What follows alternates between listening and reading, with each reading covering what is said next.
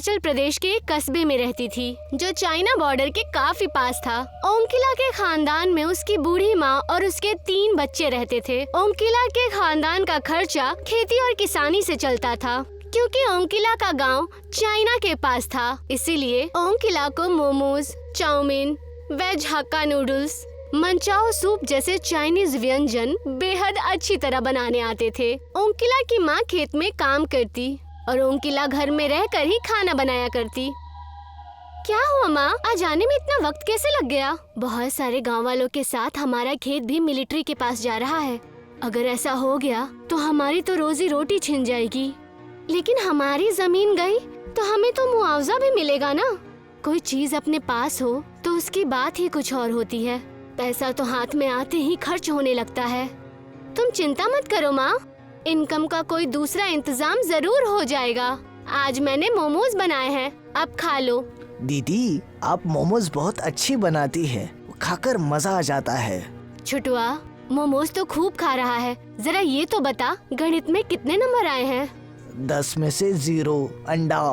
ओंकिला, तू इसे तालीम नहीं देती है क्या? अगर यही हाल रहा तो ये पास ही नहीं हो पाएगा। माँ, इसे किसी अच्छे ट्यूशन की जरूरत है, ये मेरे तालीम देने से नहीं लेता। अगले दिन शाम को घर आकर माँ ने कहा, ओंकिला, हमारी जमीन चली गई, 2 लाख रुपए मिले हैं।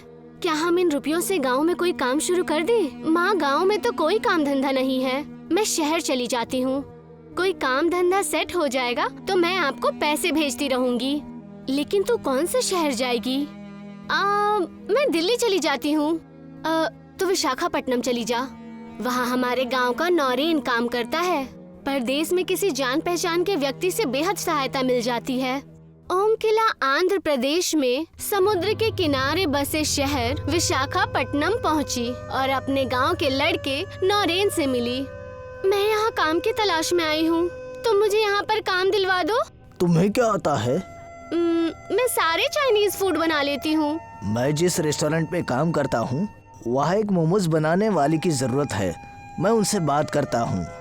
नौरेन ने रेस्टोरेंट के मालिक विष्णु से बात की और ओंकिला को मोमोज बनाने का काम मिल गया। रेस्टोरेंट समुद्र के किनारे पर ही था। लोग बीच पर घूमने आते और दावत का लुत्फ उठाते। ओंकिला के हाथ के लजीज मोमोज लोगों को बेहद पसंद आ रहे थे। रेस्टोरेंट के मालिक विष्णु की कमाई दिन दुगनी रात चौगनी बढ़ रही थी। लेकिन कमाई बढ़ने के साथ विष्णु अपने बावर्चियों की तनख्वाह नहीं बढ़ा रहा था। वो ओंकिला को केवल 10,000 देता था। ओंकिला के लिए बचत करना और अपने घर पैसे भेजना बेहद मुश्किल हो रहा था। मुझे यहाँ आए हुए 6 महीने हो गए। मैं घर पर मुश्किल से 8-10 हजार रुपए ही भेज पाई हूँ। माँ के लिए घर चलाना बेहद मुश्किल हो रहा होगा।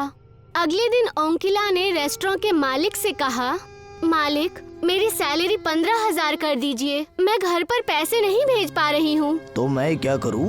मैंने क्या तुम्हारे परिवार को पालने का ठेका ले रखा है? मैंने तुम्हें काम दिया है, यही मेरा तुम पर बहुत बड़ा एहसान है। सैलरी नहीं बढ़ेगी, जाओ अपना काम करो। उस समय ओंकिला के पास कोई दूसरा रास्ता नहीं था, इसीलिए उसने रेस्टोरेंट में काम करना जारी रखा। रेस्टोरेंट के पास अक्सर एक कुत्ता आया करता था। ओंकिला ने उसका नाम मोती रख दिया था। मोती जब भी आता, ओंकिला उसे 2 मोमोज खाने के लिए देती। एक दिन रेस्टोरेंट के मालिक ने ओंकिला को कुत्ते को मोमोज खिलाते हुए देख लिया।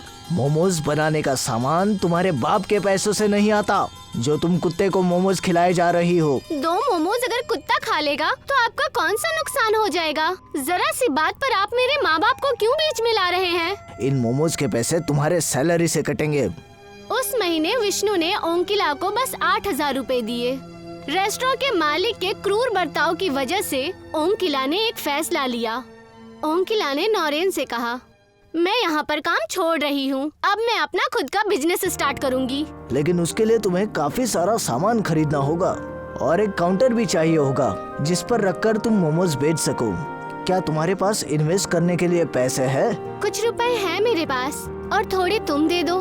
ओंकिला ने समुद्र के किनारे एक काउंटर पर अपने मोमोज बेचना शुरू कर दिए। अब विष्णु के रेस्टोरेंट पे कम लोग ही मोमोज खाने जाते। बीच पर घूमने वाले ज्यादातर लोग ओंकिला के मोमोज खाते। ओंकिला अब लगभग 20,000 रुपए महीने कमाने लगी थी। विष्णु को ओम किला के काउंटर पर भीड़ लगी देखकर चिंता होने लगी। अभी तक तो केवल मेरे रेस्टोरेंट पर ही चाइनीज फूड बिकता था, लेकिन इस लड़की ने तो मेरा धंधा ही बंद करवा दिया। किसी दिन ये मेरी तरह रेस्टोरेंट भी खोल सकती है। कांटों का पेड़ बड़ा हो उससे पहले ही उसे उखाड़ देना उचित है। विष्णु एक दिन ओम किला के पास जाकर बोला, ओम किला, मेरे नए वर्कर्स अच्छे मोमोज नहीं बना पा रहे। मैं चाहता हूँ तुम मेरे रेस्टोरेंट में वापस आ जाओ। मैं तुम्हारी सैलरी 2000 बढ़ा दूंगा। नहीं सर, अब मैं 20,000 कमाती हूँ। मुझे अब आपके रेस्टोरेंट में काम करने की जरूरत नहीं है। तो तुम अपना धंधा मेरे रेस्टोरेंट से कहीं दूर शिफ्ट कर लो। क्यों कर लूँ? क्या बीच की सारी जमीन आपके पिताजी की है? ओम किला के मुंह से उल्टा जवाब सुनकर विष्णु का खून खौलने लगा। आप मोमोज के अलावा और भी चीजें बेचते हैं, आप उन्हीं पर फोकस कीजिए। और अगर आप ऐसा नहीं कर पा रहे हैं तो आप अपना रेस्टोरेंट कहीं और शिफ्ट कर लीजिए। अभी तक ये लड़की मुझसे सैलरी मांगती फिरती थी और अब ये मुझे ही जवाब दे रही है। इसके घमंड को चूर चूर नहीं किया तो मेरा नाम भी विष्णु चंद्र देसाई नहीं। उस रात जब ओम किला अपने रूम पर पहुंची तो 2 आदमियों ने उसे पकड़ लिया। अगर तुमने अपना धंधा विष्णु भाई के रेस्टोरेंट से अलग नहीं किया तो तुम्हारे और तुम्हारे परिवार के लिए ये अच्छा नहीं होगा। हमारी पहुंच अरुणाचल प्रदेश तक है, तुम्हारे परिवार पर भी हमारी नजर है। दोनों आदमी ओम किला को धमकाकर वहां से चले गए।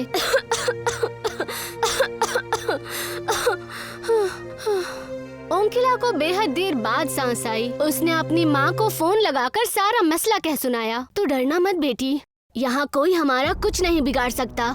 तू अपना धंधा जारी रख। तू इसी समय पुलिस के पास जा। ओम किला ने पुलिस के पास जाकर शिकायत की। पुलिस विष्णु के पास पहुँची। विष्णु भाई, आप यहाँ के इज्जतदार इंसान हैं। क्या आप किसी की जान लेकर हत्यारा बनना चाहते हैं? नहीं नहीं इंस्पेक्टर साहब, किसी की जान लेने का मेरा कोई इरादा नहीं है। मैं तो सिर्फ उस लड़की को डराना चाहता था। इस तरह डराने धमकाने वाले काम मत कीजिए, वरना आपके लिए मुश्किल खड़ी हो जाएगी। उस लड़की को अपना बिजनेस करने दीजिए। पुलिस के वहाँ से जाने के बाद विष्णु सोचने लगा, बल से काम नहीं चलेगा, मैं फंस जाऊंगा। दिमाग से काम लेना होगा। कुछ दिनों बाद ओम किला के पास एक लड़की आई। हेलो मैम, मैं हिंदुस्तान पे कंपनी की तरफ से आई हूँ। प्लीज आप हमारा कोड स्कैनर लगवा लीजिए। इसके तो पैसे जाएंगे, ये फ्री है। आप मुझे अपना मोबाइल दीजिए, मैं आपका अकाउंट इससे लिंक कर देती हूँ। बहुत सारे कस्टमर ऑनलाइन पेमेंट की मांग किया करते थे, इसीलिए ओम किला ने सोचा कि उसे स्कैनर लगवा ही लेना चाहिए। ओम किला ने अपना मोबाइल उस लड़की को दे दिया। वो लड़की एक हैकर थी जिसे विष्णु ने भेजा था। लड़की ने ओम किला के बैंक अकाउंट से सारे पैसे निकाल लिए। ये लीजिए, हो गया। अगले दिन ओम किला जब अपने एटीएम से पैसे निकालने पहुंची तो उसे पता चला कि उसके बैंक अकाउंट में एक भी पैसा नहीं है। ओम किला तुरंत बैंक गई और उसने अपने अकाउंट के बारे में पूछताछ की। बैंक में उसे बताया गया कि वो ऑनलाइन धोखाधड़ी की शिकार हो गई है। ओम किला समझ गई कि हिंदुस्तान पे वाली लड़की ने उसे धोखा दिया।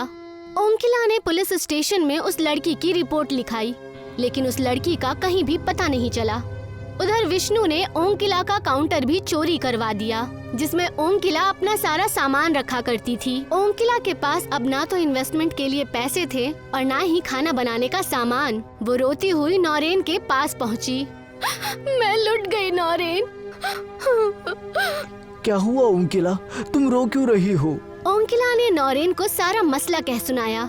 क्या तुम मुझे 10,000 रुपए दे सकते हो? नौरेन 2 दिन पहले ही गांव से लौटा था। मुझे माफ कर देना ओम किला, मैं परसों ही अपने बहन की शादी करके लौटा हूँ। मेरे सारे पैसे उसमें ही खर्च हो गए। ओम किला बीच पर बैठकर रोने लगी। तभी वहाँ वही कुत्ता मोती आया, जिसे वो मोमोज खिलाया करती थी। आज मेरे पास तुम्हें खिलाने के लिए कुछ भी नहीं है, पूरी तरह से बर्बाद हो चुकी हूँ। मोती अचानक एक देवता में बदल गया। मैं समुद्र का देवता वरुण हूँ और कुत्ते के रूप में बीच पर टहलकर लोगों की परीक्षा लेता हूँ। आपने मुझे दर्शन क्यों दिए? मैं तो कभी पूजा पाठ भी नहीं करती। भगवान हमेशा किसी जीवित प्राणी के रूप में ही परीक्षा लेने आते हैं। वरुण ने ओम किला को कुछ बीज दिए। इन बीजों को समुद्र के रेत पर फैला देना। इनसे जो पौधे निकलेंगे उन पर मोमोज आएंगे, जिन्हें सब बस तुम ही अलग कर पाओगी। इतना कहकर समुद्र देव वहाँ से गायब हो गए। ओंकिला ने बीजों को बीज पर डाला और अगले ही दिन उनमें से पौधे निकल आए जिन पे मोमोज के फल लगे हुए थे। ओंकिला ने मोमोज को तोड़कर एक टोकरी में रखा और मोमोज बेचने लगी। उन मोमोज में वही स्वाद था जो ओंकिला के हाथों से बने मोमोज में होता था। विष्णु को जब पता लगा कि ओंकिला ने बीज पर मोमोज के पौधे उगाए हैं तो वो रात में मोमोज के पौधे तोड़ने पहुंच गया। विष्णु ने एड़ी चोटी का जोर लगाया, लेकिन ना एक भी मोमोज टूटा और ना ही एक भी पौधा जमीन से बाहर निकला। विष्णु बाजार जाकर जहरीले कीटों वाली दवाई ले आया जो फसल को नष्ट कर देते हैं।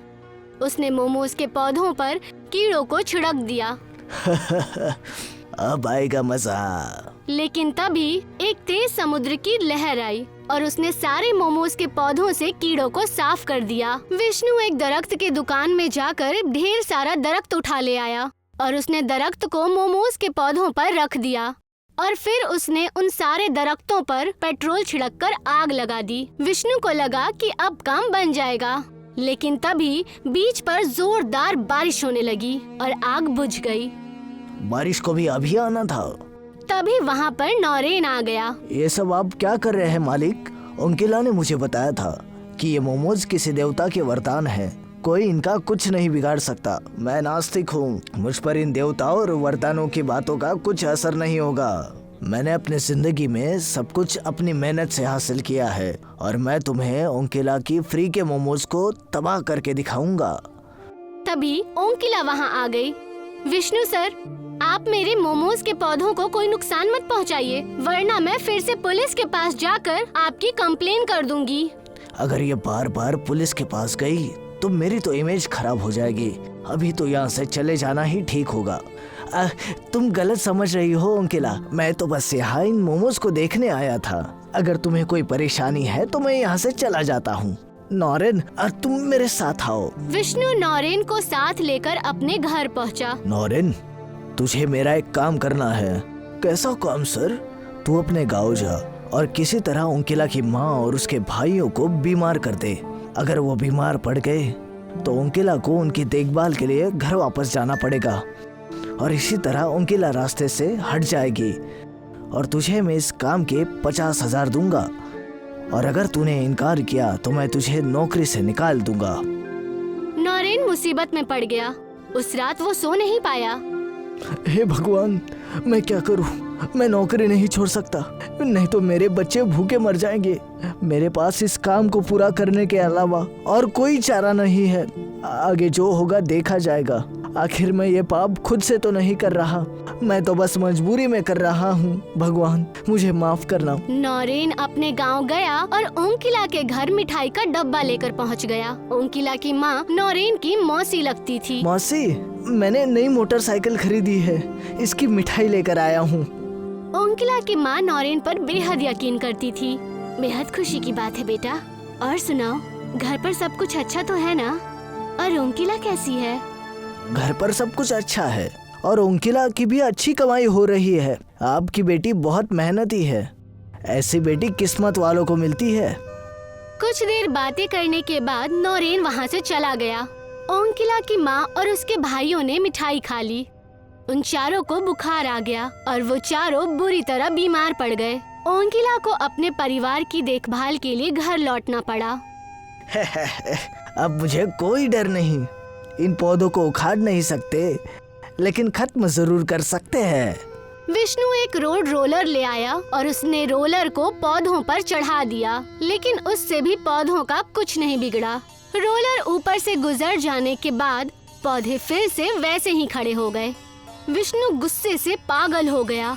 उसे सामने वही कुत्ता मोती दिखा। विष्णु ने अपना गुस्सा कुत्ते के ऊपर निकालना चाहा। आज मैं इस कुत्ते को जिंदा नहीं छोड़ूंगा। विष्णु कुत्ते पर रोड रोलर चढ़ाने ही वाला था कि तभी कुत्ता समुद्र देव में बदल गया और समुद्र देव ने विष्णु को रोलर सहित उठाकर समुद्र के बीचों बीच फेंक दिया। बचाओ, बचाओ, मुझे तैरना नहीं आता, कोई मुझे बचाओ। समुद्र देव उसके पास जाकर बोले, मैं तुम्हें बचा सकता हूँ, लेकिन पहले मुझे वचन दो कि ओंकिला के काम में कोई बाधा उत्पन्न नहीं करोगे। मैं वादा करता हूँ ओंकिला के व्यापार में किसी तरह की बाधा नहीं डालूंगा। उसके पैसे वापस कर दूंगा और उसका काउंटर भी। तब समुद्र देव ने विष्णु को उठाकर समुद्र के किनारे फेंक दिया और वो वहाँ से गायब हो गए। तभी वो ओंकिला के घर पहुँचे और उसके सारे परिवार को ठीक कर दिया। ओंकिला शहर वापस लौट आई और उसका काम पहले की तरह चलने लगा।